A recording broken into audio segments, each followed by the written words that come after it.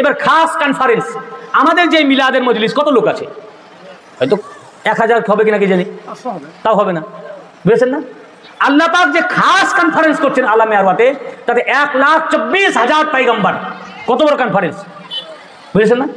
এবারে সকল রূহকে সরিয়ে দিয়ে পয়গম্বরদের কনফারেন্স, এবারে আল্লাহ পাক বললেন আমি তো তোমাদেরকে সৃষ্টি করতে চাচ্ছি, সমস্ত রূহকে আমি পৃথিবীতে পাঠাবো, কিন্তু দেখো সবাইকে সৃষ্টি করার উদ্দেশ্য একটাই, আমি আমার আখেরি নবীকে আমি সৃষ্টি করতে চাই।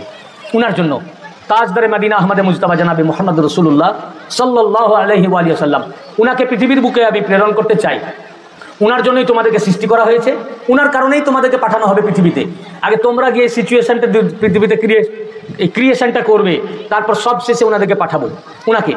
তো তোমরা সকল পয়গম্বরদেরকে বললেন যে হে পয়গম্বর যে আরওয়াহ রূহ মুবারক, আপনারা আজকে অঙ্গীকার করেন, স্বীকার করেন আপনারা আখেরি নবীর প্রতিমান আনলেন কিনা, আপনারা যদি উনার জামানা পান তাহলে ওনাকে মাদাদ করবেন কিনা, সাহায্য করবেন কিনা। সকল পয়গম্বর বললেন আমরা উনার প্রতি ঈমান আনলাম। সকল পয়গম্বর কি বললেন? আমরা রাসূল পাকের উপরে মুহাম্মদুর রাসূলুল্লাহ সাল্লাল্লাহু আলাইহি ওয়াসাল্লামের উপর ঈমান আনলাম। আল্লাহ পাক খোদ সকল পয়গম্বরদের রূহকে একত্রিত করে মাজমা তৈরি করে জলসা করছেন। কি করছেন? জলসা করছেন। এটাকে যারা হারাম বলে, কার কাজকে হারাম বললো ভাই? আল্লাহ পাকের। এটাকে যারা বেদাত বলে, কার কাজকে বেদাত বললো? আল্লাহ পাকের। এ তো বেদাতে হাসানাও নয়, আমাদের আলেমরা বলে এটা বেদাতে হাসানাও নয়, এটা সুন্নাতে ইলাহি, আল্লাহর সুন্নাত। আল্লাহ লোক পয়গম্বরদের রূহ মুবারককে সমবেত করে অনুষ্ঠান করে আনুষ্ঠানিকভাবে মিলাদে মুস্তাফা করছেন। তাহলে এই যে অনুষ্ঠান, এই জলসা আল্লাহ পাক আলামে আরওয়াতে করলেন, এই সাবজেক্ট কি? সাবজেক্ট মিলাদে মুস্তাফা, বক্তা আল্লাহ, শ্রোতা সমস্ত পয়গম্বর, 1,24,000 পয়গম্বর। তা আল্লাহ একা একা তো করছে না, আনুষ্ঠানিকভাবে। ওরা যেটা বলে যে আনুষ্ঠানিকভাবে জায়েজ দেখাও, আনুষ্ঠানিকভাবে সমবেত হয়ে আমাদের এখানে কটা লোক হয়েছে? আল্লাহ পাক 1,24,000 পয়গম্বরকে সমবেত করেছেন। এটা আল্লাহর আমল। এটা কার আমল? তা আমরা যে মিলাদ করছি এটা কার আমল? এ কাজে বাধা দিচ্ছে, এটা কাদের আমল? ইবলিসের আমল। বুঝতে পারছেন না? তাহলে মিলাদ আছে না নাই ভাই? মিলাদ আছে। প্রথম মিলাদ কে করেছেন? কোথায় করেছেন? কাদেরকে নিয়ে করেছেন? একা একা করেছেন না সমবেত ভাবে? আবার আমরা যে প্রশ্নোত্তর করি না, যে জিজ্ঞাসা করছি, বুঝতে পেরেছেন? জিজ্ঞাসা করছি না তো পয়গম্বরদের থেকে আবার জিজ্ঞাসা করছেন, অঙ্গীকার নিচ্ছেন মিলাদের ব্যাপারে, বুঝতে পেরেছো কিনা? আকরার না কবুল করলে কিনা? তো মাজমার ভিতর থেকে শ্রোতারা যারা মিলাদে বসে আছেন, মিলাদ শুনছেন, তারা উত্তর দিচ্ছেন। কি উত্তর দিচ্ছেন? হ্যাঁ, আমরা কবুল করলাম, মেনে নিলাম, আমরা এটাকে মেনে নিলেন। তো মিলাদ তো আল্লাহ করেছেন ভাই। আল্লাহর কাজকে যে কাজ, আল্লাহর এই কাজকে জায়েজ না জায়েজ প্রশ্ন তুলছে। এর চেয়ে দলিল কি? এরপর তো দলিল দেওয়ার প্রয়োজনই নাই। এরপরে আর কি দলিল? আচ্ছা, আল্লাহ তো করলেন, করার পরে এবার আল্লাহ কি বলছেন দেখেন আমাদেরকে, বান্দাকে। কুল, এটা সূরা ইউনুস আয়াত নাম্বার 58। কুল বিফাদলিল্লাহি ওয়া বিরহমাতিহি ফাবিযালিকা ফালইফরাহু হুয়া খায়রুম মিম্মা ইয়াজমাউন। বলুন, আল্লাহ পাক তার রাসূলকে বলছেন, আল্লাহ পাক তার রাসূলকে বলছেন বলুন, বলে দেন, বিফাদলিল্লাহ, আল্লাহর ফাজলের জন্য, ওয়া বিরহমাতিহি, এবং আল্লাহর রহমতের জন্য, ফাবিযালিকা, অতঃপর এই কারণেই, ফালইফরাহু, তোমরা খুশিয়া মানাও। কি করো? খুশিয়া মানাও, আনন্দ করো, উৎসব করো, আনন্দ উৎসব করো। হুয়া খায়রুম মিম্মা ইয়াজমাউন। আর এই আনন্দ করা, এই উৎসব করা, এই খুশি করাটা সারা জীবনে যত সঞ্চয় করেছো তা অপেক্ষা উত্তম। তো ফালিয়াফরাহু, খুশি করো। কি জন্য খুশি করো? বিফাদলিল্লাহ, আল্লাহর ফজলের জন্য, আল্লাহর অনুগ্রহের জন্য একটি কারণ। আর একটি ওয়াবে রাহমাতিহি, আল্লাহর রহমতের জন্য। বলুন, যত আল্লাহর অনুগ্রহ পৃথিবীতে হয়েছে, আল্লাহর রাসূলের চেয়ে বড় অনুগ্রহ কিছু আছে? হ্যাঁ, যত ফজল আল্লাহ নাজিল করেছেন, আল্লাহর রাসূলের চেয়ে ফজল পৃথিবীতে আছে? তো সকল ফজলের জন্যই খুশি করতে বলা হয়েছে। কিন্তু সকল অনুগ্রহের চেয়ে সবচেয়ে বড় অনুগ্রহ আমাদের মুস্তাফা রাসূল পাকের আগমন। আর ওয়াবে রাহমাতিহি, এবং আল্লাহর রহমতের জন্য।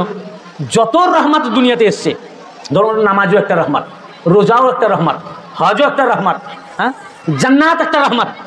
এটা দুনিয়াতে নয়, পরে আসবে। আরো যত রহমত পৃথিবীতে নাজিল হয়েছে, সকল রহমতের রহমত হচ্ছেন রাসূল পাক সাল্লাল্লাহু আলাইহি ওয়াসাল্লাম। উনার চেয়ে বড় রহমত আর কিছু কায়নাতে আছে? হ্যাঁ, আছে? উনার চেয়ে বড় রহমত কায়নাতে আর কিছু নাই। আল্লাহ পাক বলেছেন রহমতের জন্য ফাজলের জন্য আনন্দ করো। তো যত ফাজল পৃথিবীতে এসছে আর যত রহমত পৃথিবীতে এসছে, সকল ফাজল এবং সকল রহমতের রহমত মুহাম্মদ মুস্তাফা সাল্লাল্লাহু আলাইহি ওয়াসাল্লাম, তার জন্য আল্লাহ পাক খুশি করতে বলছেন। কিন্তু এই আয়াত পাকটা একটা বিশেষ প্রেক্ষাপটে নাজিল হয়েছে। এই প্রেক্ষাপট জানতে গেলে আমাদেরকে সানে নজুল দেখতে হয়। এই আয়াতের তাফসিরে সানে নজুলটা কি সেটা আমরা দেখব। এই আয়াতের তাফসিরে খতিবে বাগদাদি তার তারিখে বাগদাদের মধ্যে এবং ইবনে আসাকির তারিখে দিমাশক আল কাবিরে, এটা 80 ভলিউমে লেখা, 80 ভলিউমস, এবং আল্লামা জালালউদ্দিন সুয়ুতি তাফসিরের কিতাব তাফসিরে দুররে মানসুরের মধ্যে 3য় খণ্ডের 935 পৃষ্ঠায় উল্লেখ করেছেন।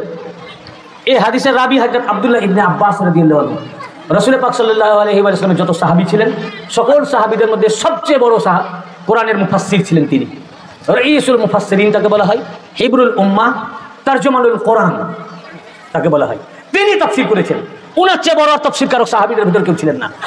আল্লাহ রাসূলের যত সাহাবী তাদের মধ্যে সবচেয়ে বড় কোরআনের তাফসীরকারক তিনি। বলেছেন এই আয়াত বিশেষ যার উপরে নাজিল হয়েছে সেটা হচ্ছে এই মুরাদু বিফাদলিল্লাহি,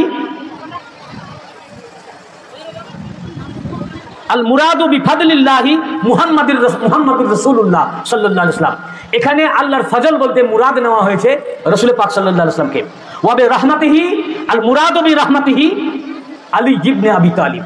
আর এই আয়াত পাকে রহমত বলতে বোঝানো হয়েছে আলী ইবনে আবি তালিবকে আলাইহিস সালামকে। ইন জেনারেলি কোরআন পাকে রহমতের উপর একটা আয়াত এসেছে, ওয়া মা আরসালনাকা ইল্লা রাহমাতাল লিল আলামিন, আমি আপনাকে প্রেরণ করি নাই কিন্তু তামাম জগতের রহমত হিসাবে। অর্থাৎ শুধু পৃথিবী নয়, শুধু মানুষ নয়, শুধু জিন নয়, শুধু ইনসান নয়, জিনের মধ্যে ইনসানের মধ্যে আবার শুধু মুসলমান নয়, সকল মানুষ, সকল জিন, ইনসান, পৃথিবী, সূর্য, চন্দ্র, গ্রহ, উপগ্রহ, আরো যত সৃষ্টি জগৎ রয়েছে, যত দুনিয়া রয়েছে, আলামিন, সকল আলামের জন্য আপনাকে আমি রহমত করে পাঠিয়েছি। তো এখানে আয়াত পাকে কোরআন পাকে আল্লাহ পাককে রাসূল পাক সাল্লাল্লাহু আলাইহি ওয়াসাল্লামকে আল্লাহর রহমত আল্লাহ পাক বলেছেন। রাসূল পাক সাল্লাল্লাহু আলাইহি ওয়াসাল্লাম যেমন রহমত, তেমনি রাসূল পাক সাল্লাল্লাহু আলাইহি ওয়াসাল্লামের আওলাদ তারা সকলেই রহমত। আলী আলাইহিস সালামুর রহমত, খাতুনে জান্নাত পাকুর রহমত, আল্লাহর আমাদের জন্য আল্লাহর রহমত। ইমাম হাসান আলাইহিস সালাম আমাদের জন্য আল্লাহর রহমত, ইমাম হুসাইন আলাইহিস সালাম আমাদের জন্য আল্লাহর রহমত, হুজুর গাউসে পাক আলাইহিস সালাম আমাদের জন্য আল্লাহর রহমত।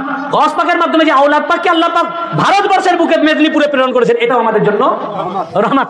কিয়ামত থেকে রহমত রাসূল পাকের, এই রহমতের সারচশমা ঝর্ণা হচ্ছেন রাসূল পাক। ঝর্ণা কি? ওখান থেকে রহমত জারি হচ্ছে, কিয়ামত থেকে রহমত চলবে। কিন্তু ইবনে আব্বাস রাদিয়াল্লাহু আনহু বলছেন খাস করে এই আয়াতে ফাজলুল্লাহ বলতে, অনুগ্রহ বলতে বোঝানো হয়েছে রাসূল পাককে, আর এই আয়াতে রহমত বলতে বোঝানো হয়েছে আলীকে। কাকে? হযরত মাওলা আলী আলাইহিস সালামকে। তো আল্লাহ পাক এটাই বলছেন তাহলে কুল বিফাদলিল্লাহ, কুল বিফাদলিল্লাহ, আল্লাহর ফজলের জন্য মানে রাসূল পাকের আগমনের জন্য, ওয়া বিরহমাতিহি এবং তার রহমত মানে আলীর জন্য, রাসূল পাকের জন্য এবং মাওলা আলীর জন্য। ফাবেজালিকা, কেবলমাত্র এই কারণেই রাসূল পাকের জন্য, আগমনের জন্য আর মাওলা আলীর জন্য, এই জন্যই ফালিয়াফরাহু, খুশিয়া মানাও, আনন্দ করো। খুব খোদা রাসূল পাকের জন্য মাওলা আলী আলাইহিস সালামের জন্য আয়াত নাযিল করে খুশি করতে বলছেন। কি বলছেন? তাহলে মিলাদের দিন রবিউল আউয়াল আসলে খুশি করতে কে বলছেন? বলুন, খুশি করতে কে বলছেন? খুশি মানে কি? ফারাহা ইয়াফরাহু, সেগা থেকে ইয়াফরাহু মানে খুশি মানাও। এর আরেকটা আবিধানিক আরবিতে অর্থ ঈদ। ঈদ, ঈদ মানে খুশি। ঈদ মানে কি? তো ঈদ করতে কে বলছেন? তাহলে আমরা মিলাদুন নবীকে ঈদ মানাই কেন? আল্লাহ এটা মানাতে বলেছেন। কে বলেছেন? ফালিয়াফরাহু, খুশি মানাও, ঈদ করো, ঈদ উদযাপন করো, আনন্দ করো। কেন?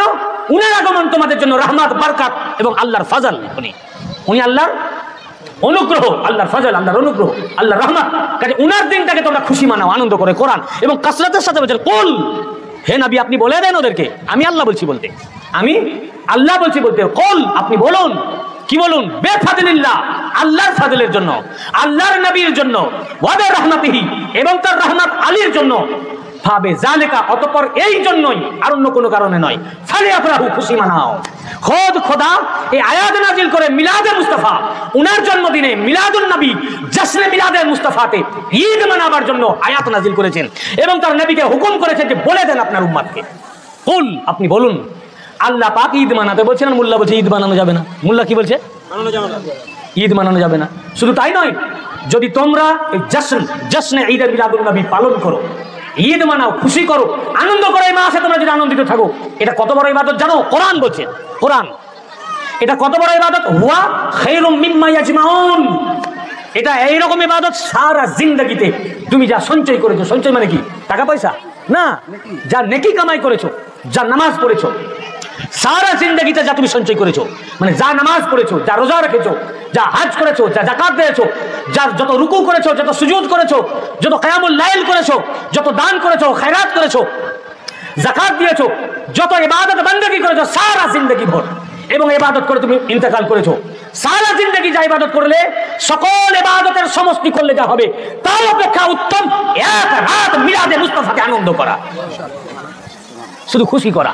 হুয়া খায়রুম মিম্মা ইয়াজমাউন, সারা জীবন ধরে যা তুমি সঞ্চয় করলে তা অপেক্ষা উত্তম। আর তারা বলছে এটা করা যাবে না, কারণ এত বড় ইবাদত তোরা নিতে পারবে না, ওদের জন্য তো নয়।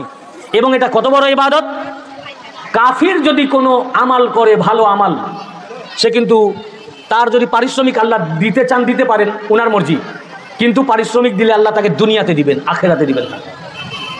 কিন্তু মিলাদে মুস্তাফা যদি কাফেরও পালন করে, তার পারিশ্রমিক আল্লাহ পাক তাকে ওই দুনিয়াতেও দিবেন।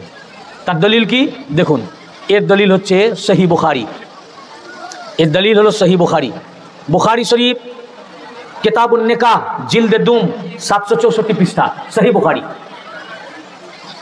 এটা উরওয়া বর্ণনা করেছেন তিনি, এবং সুয়াইবা যে রাসূলের আবু লাহাবের এক মাদি ছিল, আবু লাহাব যার উপরে কোরআনে আয়াত নাজিল হয়েছে লানাতের উপরে, তাব্বাত ইয়াদা আবি লাহাবিন ওয়া তাব মা আগনা আনহু মালুহু ওয়া মা কাসাব, আবু লাহাবের দুই হাত ধ্বংস হয়ে যাক এবং সে নিজেও ধ্বংস হোক।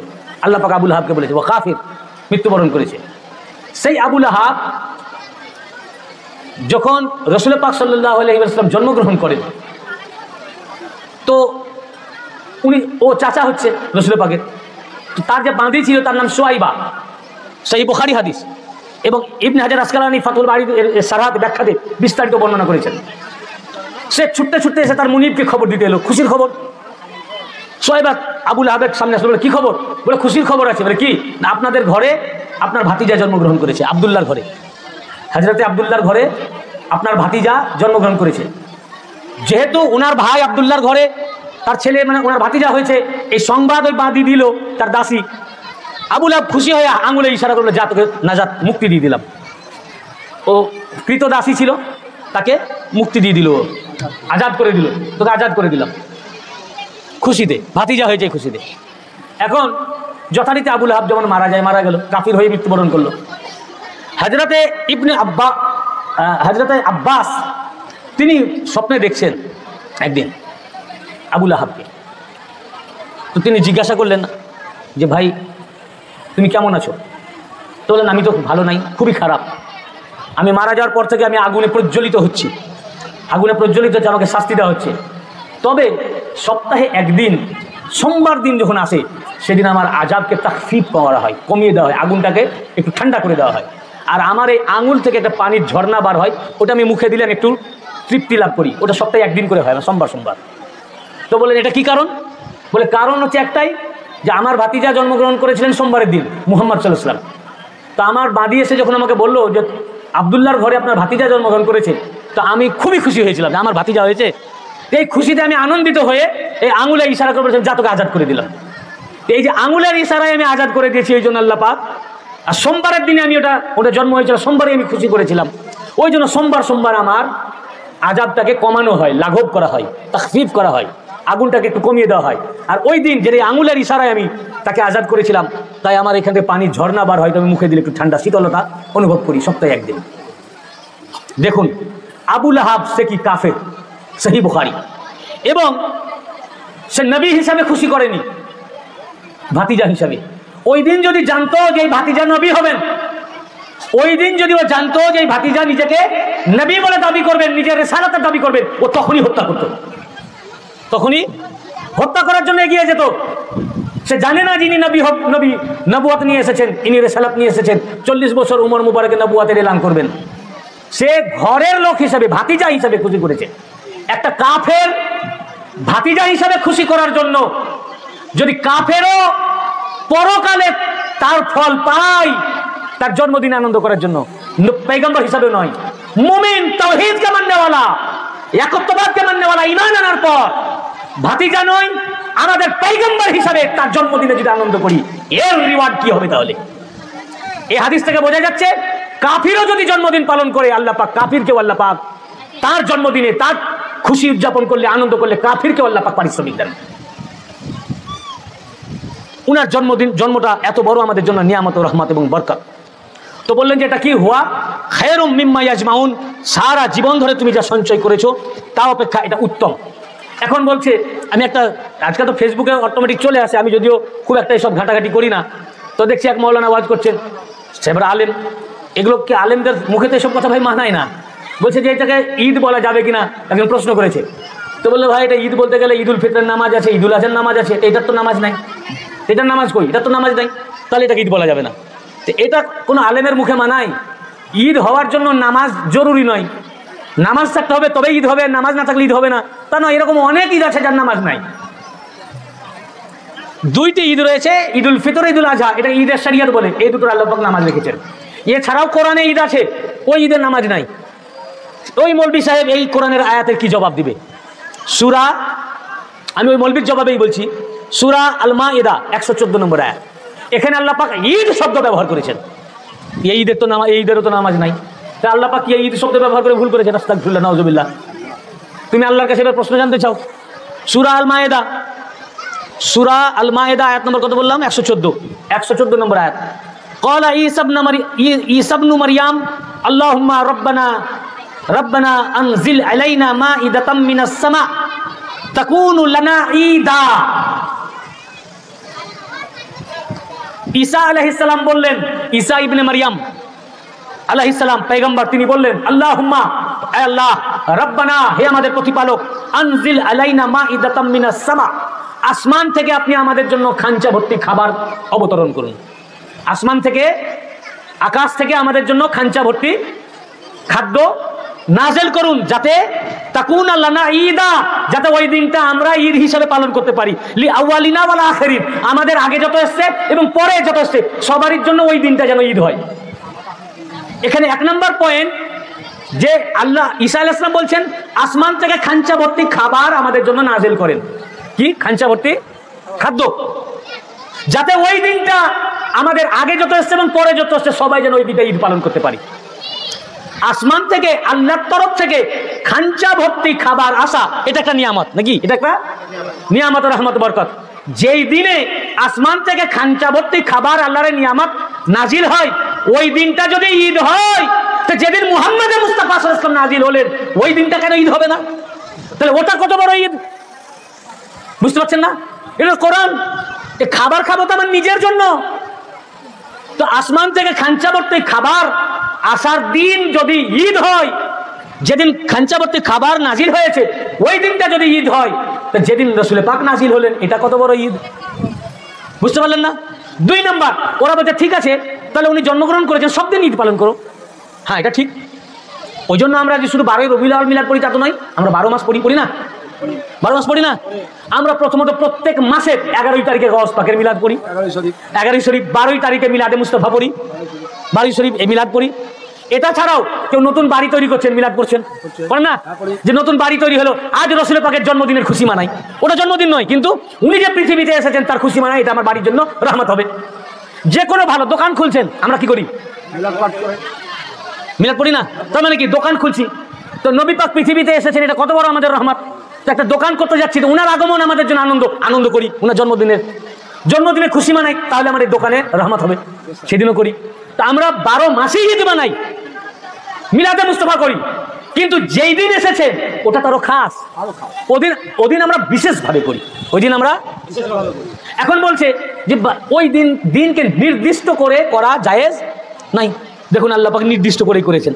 ক্বালা ঈসা ইবনু মারইয়াম আল্লাহুম্মা রব্বানা আনজিল আলাইনা মাইদাতাম মিনাস সামাই তাকুনা লানা ঈদা, আমাদেরকে আসমান থেকে খাঞ্চা ভর্তি খাবার নাজিল করুন যাতে ওই দিনটি আমরা ঈদ মানাতে পারি। অর্থাৎ যেই দিন খাঞ্চা ভর্তি খাবার নাজিল হয়েছে সেই দিনটা যেন আমাদের ঈদ হয়। তা নির্দিষ্ট দিনে ঈসা আলাইহিস সালাম ঈদ পালন করছেন এবং যেন আমাদের আগের এবং পরের প্রত্যেকের জন্য ওই দিনটা যেন ঈদ হয়, আল্লাহ পাক দিন ধার্য করে ঈদ করতে বলছেন। 3 নম্বর পয়েন্ট, এই যে আল্লাহ পাক ঈদ শব্দ কোরআনে ব্যবহার করলেন, তো খানচা আগমনের দিনের যে ঈদ, এই ঈদে কয় রাকাত নামাজ পড়া হয় ভাই?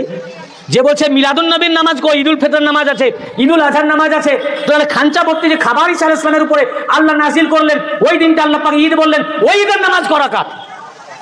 তুমি আমাকে জবাব দাও। ওই ঈদের তো নামাজ নাই, সব ঈদের নামাজ নাই। ঈদ মানেই যে নামাজ হবে তার কোনো মানে নাই। নামাজ আলাদা জিনিস, ঈদ আলাদা জিনিস। খুশি, ঈদ মানে খুশি। নামাজের মাধ্যমে খুশি করতে পারেন, রোজার মাধ্যমেও খুশি করতে পারেন। রসুল পাক নিজে ওনার জন্মদিন পালন করেছেন। মুসলিম শরীফের হাদিসে পাক, রসুল পাক প্রতি সোমবার রোজা রাখতেন। ওনাকে জিজ্ঞাসা করা হলো সোমবারের ব্যাপারে, রোজার ব্যাপারে, যে আপনি সোমবার কি জন্য রোজা রাখেন? রসুল পাক সাল্লাল্লাহু আলাইহি ওয়াসাল্লাম বলেন, এই জন্য যে এই দিনে আমার জন্ম হয়েছে, যে সোমবারের দিন আমার জন্ম হয়েছে, এই জন্য আমি রোজা রাখি। তো রসুল পাক সোমবারের জন্মদিন রোজার মাধ্যমে উনি পালন করছেন, ওইভাবেও খুশি করা যায়। রোজা মানে যে দুঃখতা নয়, রোজা মানে খুশি। আল্লাহর জন্য আপনি ইবাদত করছেন, দুঃখ যদি হয় রোজাই হবে না। তার মানে কি আপনি দুঃখ করছেন, মানে কি আপনি কষ্ট করে করতেছেন, উপায় নাই, কি করবো, না খেয়ে থাকতে হচ্ছে বাধ্য হয়ে, না আপনার মন খারাপ। তা আল্লাহর ইবাদতের জন্য যদি মন খারাপ হয় তো ওটা কবুল হবে? আল্লাহ রোজা রাখতে বলেছেন, খুশি খুশি রোজা রাখবেন, তো রোজাও খুশি। রোজা কি? তা আল্লাহ রাসূল এইভাবে খুশি করতেছেন। তো ঈমানদারদের জন্য, মুমিনদের জন্য রোজা কি?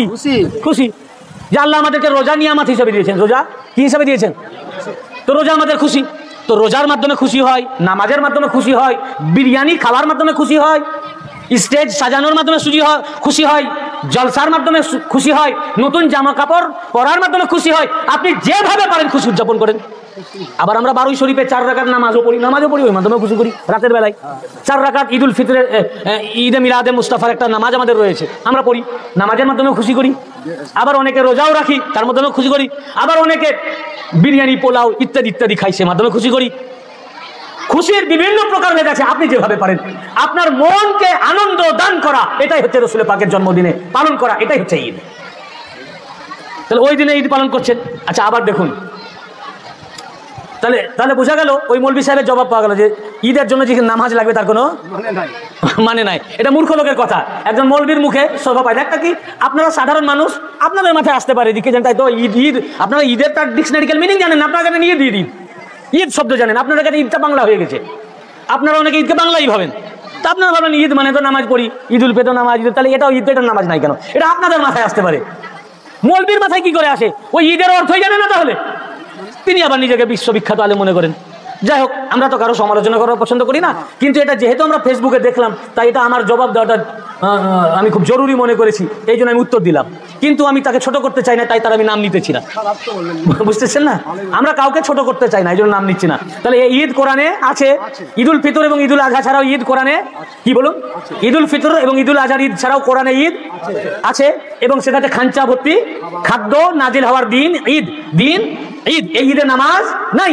খানচা ভর্তি খাবার নাজিলের দিন যদি ঈদ হয়, ওই খানচা ভর্তি খাবারের আহ্বায়ক ঈসা আলাইহিস সালামই নাজিল হতেন না যদি মুহাম্মদ মুস্তাফা নাজিল না হতেন সাল্লাল্লাহু আলাইহি ওয়াসাল্লাম। তাহলে তার নাজিল আমাদের জন্য সবচেয়ে বড় ঈদে আকবার। এটা কি? ঈদে আকবার, ঈদে আজম, সকল ঈদের ঈদ। আচ্ছা, আবার বলছে দিন ধার্য করে করা উচিত নয়। বুঝতে পারছেন না? দেখুন, দিন ধার্য করে দেখুন, কোরআন সূরা মারইয়াম, সব কোরআন, আমি হাদিস বলা টাইমই পাচ্ছি না, আজ শুধু কোরআন বলেই শেষ করে দিব আপনাদেরকে। সূরা, এটা কিভাবে কোরআন পড়ে আল্লাহ জানি না, তোতা পাখির মতো বোধহয় পড়ে যায়, বুঝলেন না? তোতা পাখি শুনে শুনে পড়ে, মানে কিছু বুঝে না। তোতা বুঝেন তো, টিয়া পাখি, হ্যাঁ, তো এই রকমের এরা সব টিয়া পাখি। ওর চেঁচানো দেখে আর একটা টিয়া চেঁচাচ্ছে, ওর দেখে আর একটা টিয়া চেঁচাচ্ছে, কিন্তু কোরআনের অর্থ কিছুই বুঝলো না ভাই, আফসোস। সূরা আল মারইয়াম 16 পারা 15 নম্বর আয়াত। কত নম্বর আয়াত? দেখুন, এই যে আমরা 12 শরীফের দিনে, উনার মিলাদের দিনে খাস করে আমরা সালাম পাঠ করি না, সালাতু সালাম ইয়া নবী সালাম আলাইকা। দেন আল্লাহ কি বলছেন দেখুন, মারইয়াম, সূরা মারইয়াম আয়াত 15, সালামুন আলাইহি ইয়াউমা উলিদা ওয়া ইয়াউমা ইয়ামুত ওয়া ইয়াউমা ইউবআসু হাইয়া। ইসহাক আলাইহিস সালামের জন্মের ব্যাপারে আল্লাহ পাক বলছেন, আল্লাহ পাক ইসহাক আলাইহিস সালাম যেদিন জন্মগ্রহণ করলেন, যেদিন কে? ইব্রাহিম আলাইহিস সালামের ছেলে ইসমাইল আলাইহিস সালামের আরেক ভাই, বৈমাত্রিক ভাই ইসহাক আলাইহিস সালাম, উনি যেদিন জন্মগ্রহণ করলেন, সেই দিন আল্লাহ পাক বলেন সালামুন আলাইহি ইয়াউমা উলিদা ওয়া ইয়াউমা ইয়ামুত ওয়া ইয়াউমা ইউবআসু হাইয়া। বলেন ইসহাক আলাইহিস সালামের উপর আল্লাহ পাক বলেন, কে বলছেন? আল্লাহ বলেন ইসহাক আলাইহিস সালামের উপর সালাম যেদিন ওনার মিলাদ হয়, যেদিন ওনার মানে জন্ম হয়, ইয়াউমা উলিদা যেদিন ওনার জন্ম মানে মিলাদ, যেদিন ওনার মিলাদ হয় ইসহাক আলাইহিস সালামের উপরে আমার সালাম। কার সালাম? আল্লাহ। আল্লাহ বলেন সালাম যেদিন ওনার জন্ম, ওয়া ইয়াউমা ইয়ামুত এবং যেদিন ওনার বেসাল, ওয়া ইয়াউমা ইউবআসু হাইয়া এবং যেদিন আবার ওনাকে পুনরুত্থিত করা হবে। তিনটাকে খাস করে দিলেন। যেদিন জন্ম মিলাদের দিনে সালাম, বেসালে হাত মানে উরসে পাকে সালাম, আর কিয়ামতের দিনে যেদিন উঠবে। তো মিলাদের দিনে সালাম পড়া আর বেসাল পাকের দিনে উরসে পাকে সালাম পাক করা এ আল্লাহর সুন্নাত। ভাই খাস ওই দিন করলেন কেন? তাহলে অন্য দিনে কি আল্লাহর সালাম নাই? পয়গম্বরদের প্রতি হর লমহা আল্লাহর সালাম। পয়গম্বরদের প্রতি প্রত্যেক মুহূর্ত, কোন মুহূর্ত সালাম থেকে খালি নাই। পয়গম্বরদের কোন মুহূর্ত আল্লাহর সালাম থেকে খালি নাই। প্রত্যেক মুহূর্ত হর লমহা পয়গম্বরদের উপরে আল্লাহর সালাম, আল্লাহর শান্তি, আল্লাহর শান্তি, আল্লাহর সালাম। কিন্তু আল্লাহ পাক আয়াত পাক নাজিল করে বুঝালেন আমি আল্লাহর সালাম প্রত্যেক মুহূর্ত আমার পয়গম্বরের উপর। কিন্তু খাস করে 3টি দিন নির্ধারণ করা আছে। খাস মিলাদের দিনে, পয়গম্বরের যেদিন মিলাদ সেই দিন আল্লাহর সালাম, পয়গম্বরদের যেদিন ওফাত বেসাল উরসে পাক সেদিন আল্লাহর সালাম, আর যেদিন কিয়ামতের দিনে ওনারা উঠবেন সেদিন ওনাদের উপর সালাম। তো মিলাদের দিন সালাম पढ़ना, मिलाद के दिन सलातु सलाम पढ़ना और उर्स पाक के दिन सलातु सलाम पढ़ना ये अल्लाह की सुन्नत है। नारे तकबीर, नारे रिसालत, नारे हैदरी, नारे दाऊद। ये अल्लाह সালাম পড়ছেন ভাই, এবং দিন নির্দিষ্ট করে দিয়েছেন ইয়াউমা উলিদা, যেদিন জন্মগ্রহণ করেছেন ওই দিনে সালাম, যেদিন জন্মগ্রহণ করেছেন ওই দিনে সালাম, ওয়া ইয়াউমা ইয়ামুত এবং যেদিন ওনার উর্স বেসাল পাক ওই দিন সালাম। তাহলে নির্দিষ্ট দিনে, খাস করে জন্মদিনে, নির্দিষ্ট দিনে, বেলাদাত শরীফের দিনে, মিলাদের দিনে নির্দিষ্ট দিন করে সালাম পড়া, মিলাদ করা এবং উর্স পাক নির্দিষ্ট দিন করে উর্স পালন করা, এটা আল্লাহর তরিকা, আল্লাহ পাক করছেন। অতএব আমরা আল্লাহর তরিকায় রয়েছি, আমরা আল্লাহর তরিকায়। আর যারা নির্দিষ্ট দিন, খাস দিন, ওই দিন আসার জন্য যদি 365 দিনই সালাম হয়ে যায়, শান্তি হয়ে যায় ওনাদের, তো ওই দিনটা তো খাস হয়ে গেল ভাই। ওই দিনের কারণেই হয়েছে যেদিন উনি এসেছেন, তাই না? তাহলে খাস দিনে তো করতেই হবে। তাই আল্লাহ পাক খাস দিনে করছেন ইয়াউমা উলিদা। ওরা বলে দিন নির্দিষ্ট করে করা জায়েজ নাই, কিন্তু আল্লাহ পাক দিন নির্দিষ্ট করে করতেছেন।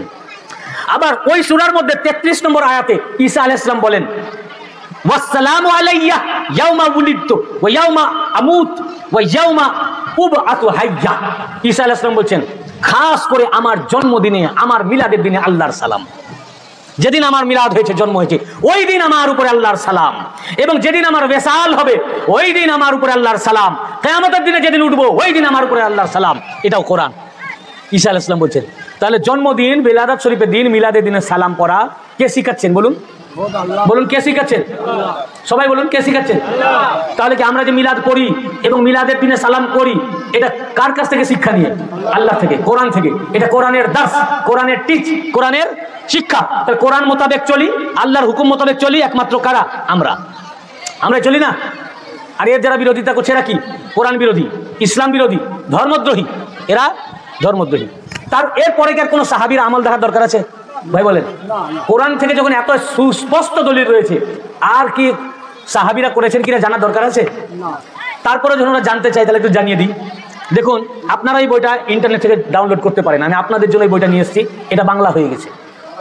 কিতাবটির নাম আন-নি'মাতুল কুবরা আলাল আ'লাম ফি মাউলিদি সাইয়্যিদি উলদি আদম, হযরত ইবনে হাজার হাইসামি মক্কি, মুফতি হারামাইন শরীফাইন, ইমামে মক্কা, কাবা শরীফের ইমাম ছিলেন, নামাজ পড়াতেন, ইমাম, মুফতি আজম ছিলেন সেই জামানার।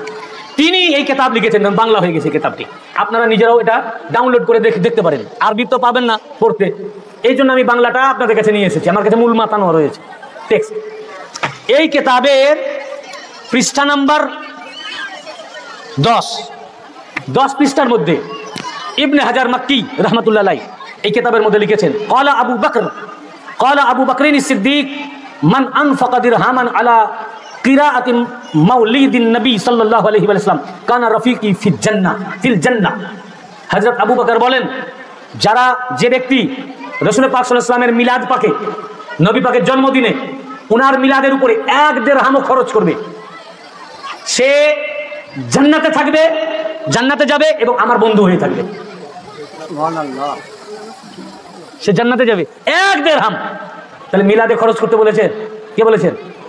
না, হযরত আবু বকর প্রথম খলিফা তিনি বলেছেন মিলাদ করতে বলেছেন তো ভাই, এবং মিলাদে খরচ করতে বলছেন 1 দিরহামও যদি খরচ করে তো সে জান্নাতে প্রবেশ করবে আর আমার বন্ধু হয়ে ওখানে থাকবে। দ্বিতীয় খলিফা কি বলছেন দেখুন, ওরা বলছে খলিফাদের যুগে ছিল না, খলিফারা কি বলছেন দেখুন, ওয়াকালা উমর মান আযযামা মাউলিদান নবী সাল্লাল্লাহু আলাইহি ওয়া সাল্লাম ফাকাদ আহইয়া আল ইসলাম। হযরত উমর বলেন, যে ব্যক্তি মিলাদুন নবী সাল্লাল্লাহু আলাইহি ওয়াসাল্লামের ইজ্জত করলো, তাজিম করলো, সম্মান করলো, সে ইসলামকে পুনরুজ্জীবিত করলো। কে বলছেন? হযরত উমর। তাহলে মিলাদুন নবীকে ইজ্জত করতে, সম্মান করতে বলেছেন কে বলেছেন? দ্বিতীয় খলিফা। দ্বিতীয় খলিফাও মিলাদে মুস্তাফাকে অ্যাকসেপ্ট করেছেন, তাজিম করতে বলেছেন। তৃতীয় খলিফা কি বলেছেন দেখি, হযরত উসমান, একই কিতাবের মধ্যে, ক্বালা উসমান মান আনফাকা দিরহামান আলা কিরাআত মাউলিদিন নবী সাল্লাল্লাহু আলাইহি ওয়া সাল্লাম ফাকান্নামা শাহিদা গাজওয়াতা বদর ওয়া হুনাইন। হযরত ওসমান বলেন, যে ব্যক্তি মিলাদুন নবী উপলক্ষে, মিলাদুন নবী সাল্লাল্লাহু আলাইহি ওয়াসাল্লাম উপলক্ষে 1 দিরহাম খরচ করবে, সে যেন বদর ও হুনাইনের যুদ্ধে শরীক হয়ে গেল। এখন তো বদরের যুদ্ধ হয় আমরা পাচ্ছি না, হুনাইন পাচ্ছি না। হযরত ওসমান গনি বলছেন, যদি কেউ মিলাদুন নবীর জন্য 1 দিরহাম খরচ করে, মানে নিয়াজ পাক করলো, কি ফাতিহা করলো, নিয়াজ পাক এনে লোককে খাওয়ালো, তো বেশি খরচ করার ক্ষমতা নাই, 1 দিরহাম পরিমাণও যদি খরচ করে তো সে বদর এবং হুনাইনের শরীক হলে যে সওয়াব পায় ওই সওয়াব পেল। এবার দেখুন, এ তো ইনারা বললেন, এবার ঘরওয়ালা কি বলছেন দেখুন, আমাদের মাওলা কি বলছেন দেখুন, মাওলা আলীউল মুর্তজা আলাইহিস সালাম, যিনি আমাদের রাহবার, হাদি ও রাহবার, মালিক ও মুখতার, যিনি জান্নাত ও জাহান্নামের বন্টনকারী, যার হাতে তার চাবি, তিনি কি বলছেন দেখুন, মাওলা আলীউল মুর্তজা আলাইহিস সালাম, ক্বালা আলী কাররামাল্লাহু ওয়াজহাহুল কারীম মান আযযামা মাউলিদান নবী সাল্লাল্লাহু আলাইহি ওয়া সাল্লাম ওয়া কানা সাবাবান লিকারাআতিহি লা ইয়াখরুজু মিনাদ দুনিয়া ইল্লা বিল ঈমান ওয়া ইয়াদখুলুল জান্নাহ বিগাইরি হিসাব। মাওলানা আলী আলাইহিস সালাম বললেন, যে ব্যক্তি মিলাদুন নবী সাল্লাল্লাহু আলাইহি ওয়াসাল্লামের ইজ্জত করবে, সম্মান করবে, তাজিম করবে, কারো খরচ 1 দিরহামও খরচ করার ক্ষমতা নাই, মাওলানা পাক আরো সহজ করে দিলেন। ফকির মানুষ, ফকির, গরিব, বুঝেছেন না, যার 1 দিরহামও খরচ করার ক্ষমতা নাই, সে যদি শুধুমাত্র মিলাদে মুস্তাফা সাল্লাল্লাহু আলাইহি ওয়াসাল্লামের ইজ্জত করে, সম্মান করে, তাজিম করে, ও ওই রকম ভাবে ততক্ষণ পর্যন্ত মৃত্যু হবে না যতক্ষণ ঈমান মুকাম্মাল না হবে। ঈমানের সাথে ও দুনিয়া ছেড়ে যাবে এবং বিনা হিসাবে ও জান্নাতে প্রবেশ করবে, বিনা হিসাবে জান্নাতে প্রবেশ করবে। তিনারা সবাই তো মিলাদ করতে বলেছেন ভাই, ঈমানের সাথে মৃত্যুবরণ করবে এবং বিনা হিসাবে জান্নাতে প্রবেশ করবে। এবারে দেখুন মৌলভী সাহেবরা কি বলছেন। এই ফাতাওয়া রাশিদিয়া, দেওবন্দের পীর সাহেব, who is the founder of আকায়েদে দেওবন্দ ইন ইন্ডিয়া, ভারতবর্ষে দেওবন্দি আকিদার প্রতিষ্ঠাতা মাওলানা রশিদ আহমদ গাঙ্গুহি তার ফাতাওয়া রাশিদিয়ার মধ্যে দেখুন উল্লেখ করেছেন। কি উল্লেখ করেছেন আমরা দেখি। ফাতাওয়া রাশিদিয়ার মধ্যে উনি লিখেছেন, একটি চ্যাপ্টার করেছেন, অধ্যায়টির নাম লিখেছেন মক্কা মুআজ্জামা মে মজলিসে মিলাদ। অধ্যায়টার নাম কি? মক্কা মুআজ্জামা মে মজলিসে মিলাদ, মানে মক্কা মুআজ্জামায় মিলাদের মজলিস, তার অধ্যায়। এই অধ্যায় উল্লেখ করেছেন যে ফয়জুল হারামাইন में शाह वलीउल्लाह मुहद्दिस दहलवी साहब फरमाते हैं, তার মানে শাহ ওয়ালিউল্লাহ মুহাদ্দিস দহলভী তিনি এটা বলেছেন, রেফারেন্স উনি কোট করেছেন, রেফারেন্স হচ্ছে শাহ ওয়ালিউল্লাহ মুহাদ্দিস দহলভী, কিতাবের নাম ফয়জুল হারামাইন, কিতাবের নাম ফয়জুল হারামাইন। এই কিতাবে উল্লেখ আছে যে শাহ আব্দুল আজিজ মুহাদ্দিস দহলভী বলেছেন, ওয়া কুনতু ক্বাবলা যালিকা বিমাক্কাতাল মুআজ্জামা ফি মাউলুদিন নবী সাল্লাল্লাহু আলাইহি ওয়া সাল্লাম ফি ইয়াউম বিলাদাতিহি। হযরত শাহ ওয়ালিউল্লাহ মুহাদ্দিস দহলভী রহমাতুল্লাহ আলাইহি বলেন তার ফয়জুল হারামাইনের মধ্যে যে আমি মক্কা মুআজ্জামাতে মিলাদে মুস্তাফার সময় যখন নবী পাক সাল্লাল্লাহু আলাইহি ওয়াসাল্লামের মিলাদুন নবী মজলিস হচ্ছিল, পাঠ করা হচ্ছিল, তখন ওই মিলাদের মজলিসে আমি উপস্থিত ছিলাম। ইয়াউমা বিলাদাতিহি, তিনার জন্মদিনে, তিনার জন্মদিনে, তার জন্মস্থানে তার মিলাদের মজলিসে আমি উপস্থিত ছিলাম। এটা থেকে বোঝা যায় যে মক্কা শরীফেও মিলাদ ছিল, মক্কা শরীফে মিলাদ ছিল। আজ ওয়াহাবিরা বন্ধ করে দিয়েছে মিলাদ। শুধু তাই নয়, আমার কাছে ভুরি ভুরি রেফারেন্স রয়েছে। 12ই রবিউল আওয়াল যখন আসে, রবিউল আওয়াল আসলেই উনার যে জন্মস্থান সেখান থেকে কাবা শরীফ পর্যন্ত পুরো সাজানো হতো, লাইটিং করা হতো। কিভাবে? তখন তো না এই বিদ্যুৎ ছিল, না জেনারেটর। আগেকার যুগে এক ধরনের ফানুস ছিল, সেই ফানুস দিয়ে উনার জন্মস্থান, উনার বাড়ি থেকে ওনার কাবা শরীফ পর্যন্ত পুরো সাজানো হতো, লাইটিং হতো।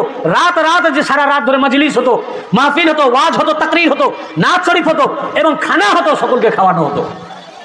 যদি কেউ চ্যালেঞ্জ করেন, আমার কাছে এর ভুরি ভুরি কারেকশন রয়েছে, আমি দলিল আপনাদের দিয়ে দেবো। এরপরে শাহ ওয়ালিউল্লাহ মুহাদ্দিস দলিল বলেন, ওয়ান নাসু ইউসাল্লুনা আলান নবী সাল্লাল্লাহু আলাইহি ওয়াসাল্লাম ইয়াযকুরুনা আরাহা সাআতুহুল্লাতী যাহারাত ফি বিলাদাতিহি ওয়া মুশাহিদিহি ক্বাবলা বি'সাতিহি। এবং ওই যে আমি যখন মক্কা শরীফে ওনার মিলাদের অনুষ্ঠানে উপস্থিত ছিলাম, ওনার জন্মদিনে, এবং সেখানে দেখলাম কি হলো, সকল লোকেরা রাসূল পাকের উপরে দরুদ শরীফ পড়তেছেন এবং ওনার জন্মের সময় যে সমস্ত অলৌকিক ঘটনা ঘটেছিল সেগুলো উল্লেখ করছেন, যেগুলো যা প্রকাশ হয়েছিল, যে মুজেজা প্রকাশ হয়েছে সেগুলো বর্ণনা করছেন, ওয়াজ করছেন। এবং তার বিসাতের মানে তার নবুয়তের এলানের আগে যা যা ঘটেছে সেগুলো তারা বর্ণনা করছিল। আমি এগুলো শুনছিলাম। এমন সময় ফারাইতু আনওয়ারান, আর আমি তখন দেখলাম একটা অসংখ্য নূরের একটা বর্ষণ, আমি নিজে দেখলাম। তারপর তিনি বলছেন, এটা আমি আমার বাহ্যিকের চোখ দিয়ে দেখলাম না হৃদয়ের চোখ দিয়ে দেখলাম, আমি বুঝতে পারলাম না, কিন্তু আমি নূর দেখলাম মক্কা শরীফে। দেখুন তার ফাতোয়া রাশিদিয়ার মধ্যে লিখেছে। দেওবন্দের, ভারতবর্ষের মধ্যে, হুইজ দ্য ফাউন্ডার অব আকাইদে দেওবন্দ ইন ইন্ডিয়া, ভারতবর্ষের দেওবন্দি আকিদার প্রতিষ্ঠাতা। এর পৃষ্ঠা নম্বরটা বলে দিই, এর পৃষ্ঠা নম্বর 116। ফের ফাতোয়া রাশিদিয়ার পৃষ্ঠা নম্বর 137। যারা মিলাদ কিয়ামের বিরোধী তারা তাদের কিতাবে লিখেছে। তিনি লিখেছেন কিতাব শাহ ওয়ালিউল্লাহ মুহাদ্দিস দেহলভির রেফারেন্স থেকে, তিনার লেখা কিতাব আদ-দুররুস সামিঈন ফি মুবাসসিরাতিন নবিয়্যিল উম্মি, এই কিতাবের নাম। এই কিতাবে শাহ ওয়ালিউল্লাহ মুহাদ্দিস দেহলভি তার আব্বা আব্দুর রহিম, শাহ আব্দুর রহিম রহমতুল্লাহ আলাই, তার বাচনিক উনি বর্ণনা করেছেন। শাহ আব্দুল ওয়ালিউল্লাহ মুহাদ্দিস দেহলভি বলেন যে আমার আব্বা শাহ আব্দুর রহিম রহমতুল্লাহ আলাই প্রত্যেক বছর এই 12ই রবিউল আওয়াল মিলাদে মুস্তাফা পাঠ করতেন এবং তার জন্য উনি খানা করতেন, সবাইকে খাওয়াতেন। মিলাদুন নবী এই অনুষ্ঠান করতেন, ফাতেহা করতেন, খানা পাক করতেন, সবাইকে খাওয়াতেন। একবার হলো কি, ওনার আর্থিক অবস্থা খুব খারাপ হয়ে গেল। সেই বছর ওনার কাছে কোনো পয়সা ছিল না। তো কি করবেন? উনি তো প্রতি বছর ফাতেহা করেন, মিলাদ পাক করেন, খানা পাক করেন, নিয়াজ ফাতেহা করেন, কিন্তু এবছর ওনার পকেটে কোনো পয়সা নাই। তো ফাঁকা যাবে, কি করা যায়? ওনার কাছে তখন ভুনা চানা ছিল, চানা মানে ছোলা ভাজা ছিল। উনি ওই সামান্যতম ছোলা ভাজা ছিল, ওই সামান্য ছোলা ভাজা দিয়েই ফাতেহা করলেন, নিয়াজ পাক আদা করলেন, করে গরিবদের মধ্যে বিলি করে দিলেন। করলেন কিন্তু নবী পাকের জন্য। ওই রাতটাই উনি স্বপ্নে দেখছেন রাসূল পাক সাল্লাল্লাহু আলাইহি ওয়াসাল্লাম, আর ওনার সামনে ওই যে পরিমাণ উনি ছোলা ভাজা দিয়ে নিয়াজ ফাতেহা করেছিলেন, ওই ছোলা ভাজা সামনে প্লেটে রাখা, রাসূল পাক সাল্লাল্লাহু আলাইহি ওয়াসাল্লামের সামনে রাখা, মানে হুজুর ওটাকেই কবুল করে নিয়েছেন। এটা কে লিখেছেন? ফতোয়া রাশিদিয়া, মৌলানা রশিদ আহমদ গঙ্গুহি, যিনি ভারতবর্ষে দেওবন্দি আকিদার প্রতিষ্ঠাতা। মৌলানা রশিদ আহমদ গঙ্গুহি তিনি তার ফতোয়া রাশিদিয়া এই কিতাবে পৃষ্ঠা নম্বর 137-এ উল্লেখ করেছেন শাহ ওয়ালিউল্লাহ মুহাদ্দিস দেহলভি রহমতুল্লাহ আলাইহির রেফারেন্স দিয়ে। তাহলে শাহ ওয়ালিউল্লাহ মুহাদ্দিস দেহলভি রহমতুল্লাহ তিনিও মিলাদে নবী পালন করেছেন, তিনার আব্বা আব্দুর রহিম তিনিও পালন করেছেন, এবং এক বছর ওনার পয়সা ছিল না, তো ছোলা ভাজা দিয়েও করেছেন। তা আপনাদের বলি ভাই, আপনার যা সামান্যতম থাকবে রাসূল পাক সাল্লাল্লাহু আলাইহি ওয়াসাল্লামের মিলাদ পাকের জন্য, গাউসে পাকের মিলাদ পাকের জন্য 1 টাকা হলেও নজর পাক করবেন। আপনাদের নিকটতম কোনো খানকা পাক থাকলে, যেখানে আপনারা জানবেন আছে, সেখানে খানকা শরীফে যেখানে মিলাদ শরীফ হয়, বিশেষ করে ফাতিহা ইয়াজদাহম শরীফ, গাউসে পাকের মিলাদ, রাসূল পাকের মিলাদ আর জিকরে শাহাদাতের মজলিসে আপনার কিছুও যদি না থাকে 1 টাকাও নজর পাক করবেন। ওটাই ওনারা, যদি গরিব হয় সে যদি 1 টাকাও নজর করে, তারটাই ওনারা গ্রহণ করবেন। আর লক্ষ টাকাও যদি লোককে দেখাবার জন্য হয়, ওটা ওনারা গ্রহণ করেন না।